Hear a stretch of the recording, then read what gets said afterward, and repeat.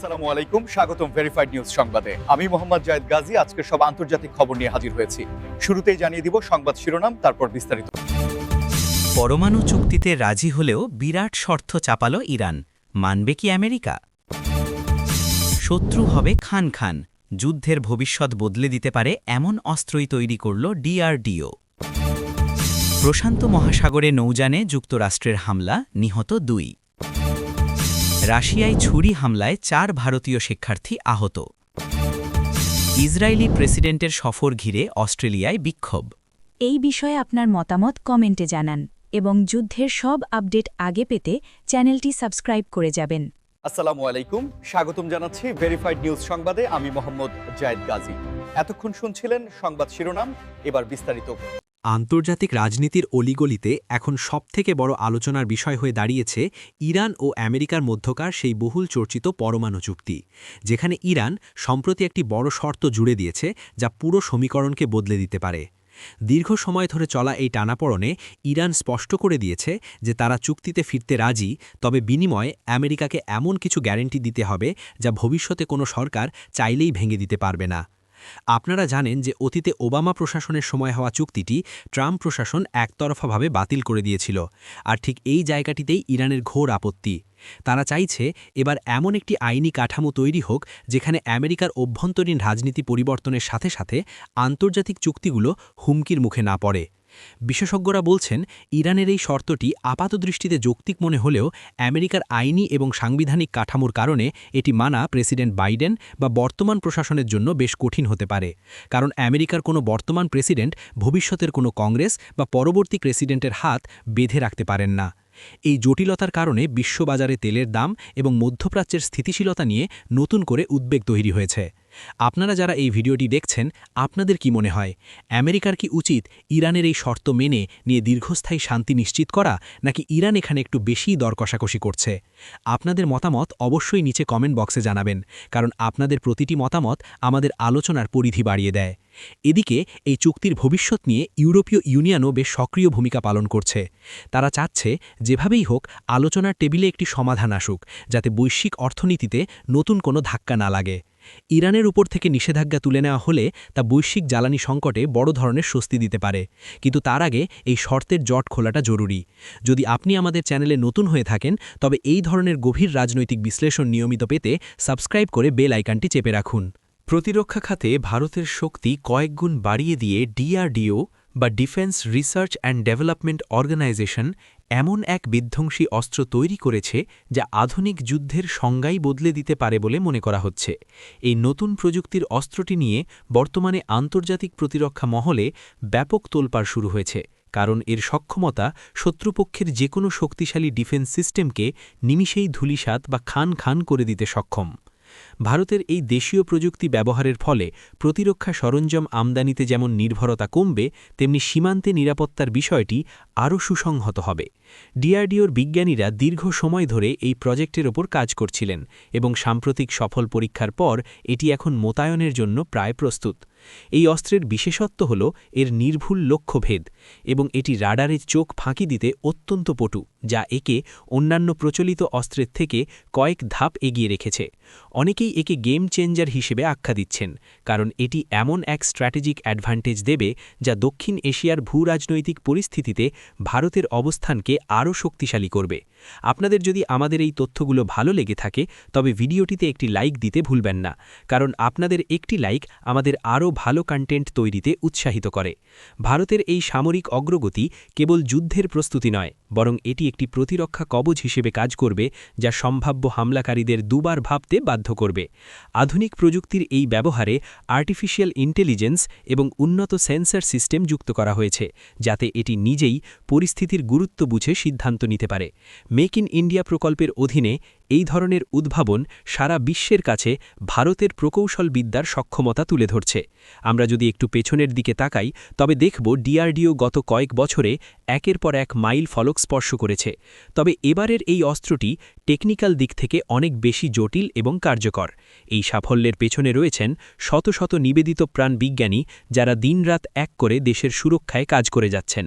প্রশান্ত মহাসাগরের বিশাল জলরাশিতে সম্প্রতি এক উত্তেজনাকর পরিস্থিতি তৈরি হয়েছে, যেখানে মার্কিন নৌবাহিনীর একটি অভিযানে একটি নৌযানে হামলার ঘটনায় অন্তত 2 জনের প্রাণহানি ঘটেছে। মার্কিন প্রতিরক্ষা দপ্তরের পক্ষ থেকে জানানো হয়েছে যে সন্দেহভাজন ওই নৌযানটি আন্তর্জাতিক জলসীমায় সন্দেহজনকভাবে চলাচল করছিল এবং বারবার সতর্ক করার পরেও সেটি না থামলে আত্মরক্ষার্থে বা পরিস্থিতি নিয়ন্ত্রণে আনতে হামলা চালানো হয়। যদিও এই ঘটনার বিস্তারিত তথ্য এখনও পরিষ্কার নয়, তবে প্রাথমিকভাবে জানা গেছে যে নৌযানটিতে বেশ কিছু অবৈধ পণ্য বা এমন কিছু ছিল যা নিরাপত্তার জন্য হুমকিস্বরূপ হতে পারে। প্রশান্ত মহাসাগরীয় অঞ্চলটি বর্তমানে বৈশ্বিক পরাশক্তিগুলোর আধিপত্য বিস্তারের একটি প্রধান কেন্দ্রবিন্দুতে পরিণত হয়েছে, তাই এই ধরনের ছোটখাটো সংঘাতও বড় কোনো উত্তেজনার জন্ম দিতে পারে বলে আশঙ্কা করছেন আন্তর্জাতিক বিশ্লেষকেরা। ঘটনার পরপরই ওই এলাকায় নিরাপত্তা জোরদার করা হয়েছে এবং মার্কিন কোস্টগার্ড ও নেভি যৌথভাবে তদন্ত শুরু করেছে। আপনারা যারা নিয়মিত বিশ্ব সংবাদ অনুসরণ করেন তারা জানেন যে প্রশান্ত মহাসাগরে জলদস্যুতা কিংবা পাচারের মতো ঘটনা রুখতে আমেরিকা বরাবরই কঠোর অবস্থান নিয়ে থাকে। এই ঘটনাটি কোনো বৃহত্তর সামরিক পরিকল্পনার অংশ নাকি কেবল একটি বিচ্ছিন্ন দুর্ঘটনা, তা নিয়ে জনমনে অনেক প্রশ্ন রয়েছে। আপনাদের কি মনে হয়, আন্তর্জাতিক জলসীমায় এই ধরনের সামরিক হস্তক্ষেপ কতটা যুক্তিযুক্ত? আপনাদের সুচিন্তিত মতামত আমাদের সাথে শেয়ার করুন। এই অঞ্চলে চলাচলের নিরাপত্তা নিশ্চিত করা যেমন জরুরি, তেমনি যে কোনো প্রাণহানি দুঃখজনক। নিহত 2 ব্যক্তির পরিচয় নিশ্চিত করার চেষ্টা চলছে এবং সংশ্লিষ্ট দেশগুলোর সাথে যোগাযোগ করা হচ্ছে বলে জানা গেছে। এই সংবাদের আপডেট আমরা আপনাদের নিয়মিত দিয়ে যাব, তাই আমাদের সাথেই থাকুন। সুদূর রাশিয়ায় উচ্চশিক্ষার স্বপ্ন নিয়ে যাওয়া 4 ভারতীয় শিক্ষার্থীর ওপর নৃশংস ছুরি হামলার ঘটনা দেশজুড়ে চাঞ্চল্য তৈরি করেছে এবং প্রবাসী শিক্ষার্থীদের নিরাপত্তা নিয়ে নতুন করে চিন্তার উদ্রেক করেছে। ওই 4 শিক্ষার্থী বর্তমানে রাশিয়ার একটি হাসপাতালে চিকিৎসাধীন রয়েছেন, যাদের মধ্যে কয়েকজনের অবস্থা কিছুটা আশঙ্কাজনক বলে জানা গেছে। স্থানীয় সংবাদ মাধ্যমের তথ্য অনুযায়ী কোনো একটি বিষয় নিয়ে কথা কাটাকাটির জেরে একদল দুর্বৃত্ত তাদের ওপর ধারালো অস্ত্র নিয়ে হামলা চালায়। রাশিয়ায় অবস্থিত ভারতীয় দূতাবাস এই ঘটনার পরপরই সক্রিয় হয়েছে এবং স্থানীয় প্রশাসনের সাথে যোগাযোগ করে দোষীদের দ্রুত গ্রেপ্তারের দাবি জানিয়েছে। এই ঘটনাটি রাশিয়ার একটি শিক্ষা নগরীতে ঘটেছে, যেখানে প্রচুর বিদেশি শিক্ষার্থী পড়াশোনা করেন, ফলে স্বাভাবিকভাবেই সেখানে এখন এক ধরনের আতঙ্ক বিরাজ করছে। ভুক্তভোগী শিক্ষার্থীদের পরিবারের সদস্যরা ভারতের পররাষ্ট্র মন্ত্রণালয়ের কাছে আকুল আবেদন জানিয়েছেন যেন তাদের সন্তানদের সুচিকিৎসা এবং নিরাপত্তার বিষয়টি অগ্রাধিকার ভিত্তিতে দেখা হয়। আপনারা যারা বিদেশে পড়াশোনা করার কথা ভাবছেন বা যাদের পরিচিত কেউ বিদেশে আছে, তাদের জন্য এই খবরটি বেশ উদ্বেগের। এই ধরনের অনাকাঙ্ক্ষিত ঘটনা এড়াতে বিদেশের মাটিতে আমাদের শিক্ষার্থীদের আরও সচেতন হওয়া প্রয়োজন বলে বিশেষজ্ঞরা মনে করছেন। আমরা এই শিক্ষার্থীদের দ্রুত সুস্থতা কামনা করছি এবং আশা করছি রুশ প্রশাসন দ্রুত ন্যায়বিচার নিশ্চিত করবে। আপনারা কি মনে করেন, বিদেশের মাটিতে ভারতীয় শিক্ষার্থীদের নিরাপত্তার জন্য ভারত সরকারের আরও কঠোর কোনো নীতিমালা তৈরি করা উচিত?